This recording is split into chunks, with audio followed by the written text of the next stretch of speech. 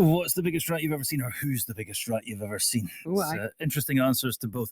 Right, times 5 to 7. Campaigners are calling for the sports industry to drop the likes of car manufacturers from team strips and advertising hoardings, citing the continued production of CO2 emitting engines. The likes of Real Madrid and the Giro d'Italia are sponsored by Toyota and BMW, while closer to home, the Scottish Professional Football Leagues are sponsored by used car website Cinch. Well, Andrew Sims is the author of a report calling for the change and is a director of the New Weather Institute think tank. Morning to you, Andrew. Good morning. I can feel a lot of football supporters clenching a little bit at the thought of this. It's hard enough to get money, particularly in Scottish football at the moment, out of sponsors. This would just cut off another revenue stream. Why is it necessary? Well, I suppose I'm not sure if I can beat a debate around super rats, but I suppose the issue here is more about super polluters.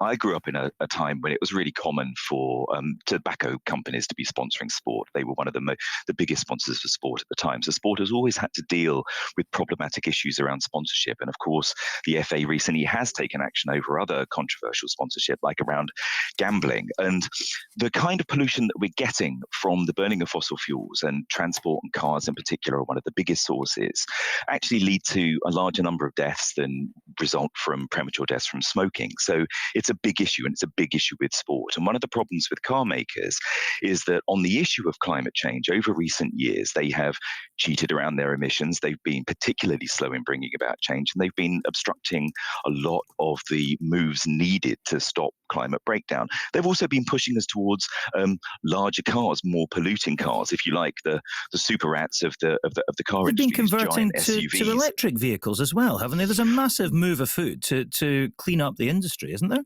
Well, that's an interesting point, actually, because two of the companies that we've looked at in particular, Toyota and BMW, whilst they might talk a good game, behind the scenes, they've been lobbying against exactly that. For example, they have been lobbying against bringing forward the date to phase out fossil fuel-powered cars in the UK and in the European Union. So we think they are deeply problematic. And in fact, sport overall has a wider problem. Cars are a big issue, but you've got the big fossil fuel companies as well. You've seen, it took a war in the Ukraine for Gazprom, the big Russian oil and gas producer, to be dropped. So we think it's time. It's a very perverse situation because sport is meant to be about health, active involvement and active enjoyment. But what we find is on the shirts and on the hoardings around these boards, we're basically promoting our own self-destruction. And we think it's time to move on. It's about money as well, isn't it? Growing. Sport, and that's the reality. It's an industry rather than a pastime. Now, why go for car? Why not go for airlines?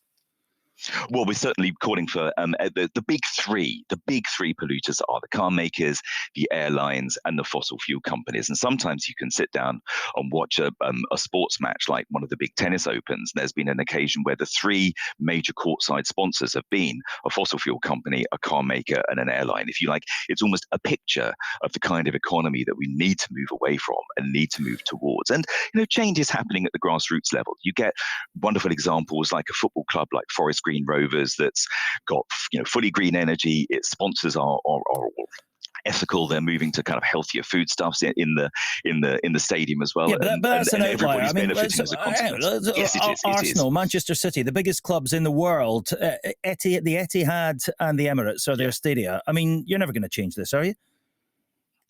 Well, I think you might change Forest Green Rovers and what they offer on their menu, but you're never going to rename the Emirates. I go back. I remember we had exactly the same debate around tobacco sponsorship of sport. There was a time when the sport said it couldn't move beyond it. It was dependent upon the sponsorship. It needed the money. You never know until you start trying. Now, we're raising this issue, and we think all the official government advisors are saying we need major behavior change. And one of the ways that we can start doing that is stop being surrounded by constant messages that lock us into heavily polluting lifestyles. I think we've seen change before, and I think we'll see it again. Have you had any feedback from government or from sports authorities that suggest they might think about this? Well, we're already seeing movement within the industry. There is a UN sports-related initiative. In the last week, there was a matrix published of the moves which are being taken by Premiership football clubs to green themselves up. Right. Sponsorship is one of the outlying issues. You're getting issues where some of the big football clubs are making positive statements about the climate and about the environment, and they're realizing there's a big contradiction with some of their sponsors. We're at the top of the hour. We're at the top of the hour. They love the money, don't they? But you will keep up the campaign. Andrew Sims there from the New Weather Institute think tank. On